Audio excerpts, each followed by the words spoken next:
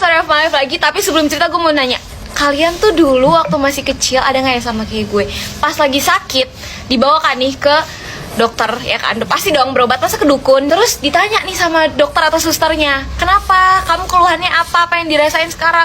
Itu gak bisa jawab.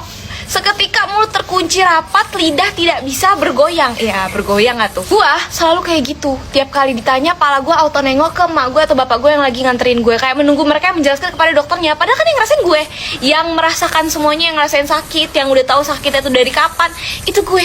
Tapi tiap kali ditanya sama dokternya gak bisa jawab gue. Gue langsung nengok ke emak gue kayak, mah jawab. Pas masih SD masih wajar lah ya, masih bocil namanya. Sampai dimana gue udah SMP gue masih kayak gitu. Tiap kali gue sakit selalu emak gue atau bapak gue yang ngejelasin ke dokternya gue kenapa. Dokternya sendiri pun masih memaklumi gitu kalau misalnya emak atau bapak gue yang menjelaskan gue nya kenapa. Sampai dimana kelas 3 SMP gue sakit, gue demam, dan demam gue udah tinggi. Abis itu gue dirujuk ke rumah sakit. Biasanya gue tuh ke puskesmas atau klinik doang. Ini pertama kalinya gue ke rumah sakit.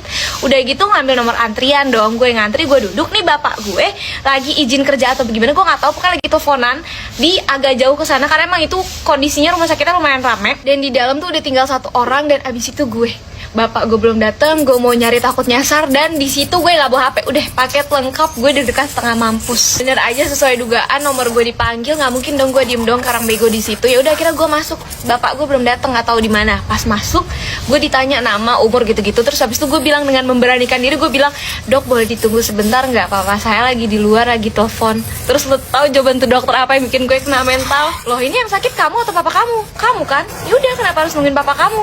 Anjir, lu bayangin gue dijawab kayak gitu, gue langsung kayak mau nangis, kayak berasa di ospek gue. Terus gue tidak bisa berkata apapun. Ya udah, akhirnya dilanjutkan dengan sesi pertanyaan tanya jawab dengan gue yang menjawab dengan gemetar. Bapak gue baru masuk ke ruangan setelah sudah selesai, setelah gue dikasih resep untuk menebus obat. Tapi setelah kejadian itu gue akhirnya menjadi sadar gitu, kayak ya juga sih, gue yang sakit, kenapa gue yang harus malu untuk menjawab gitu. Akhirnya gue menjadi wanita independen setelahnya.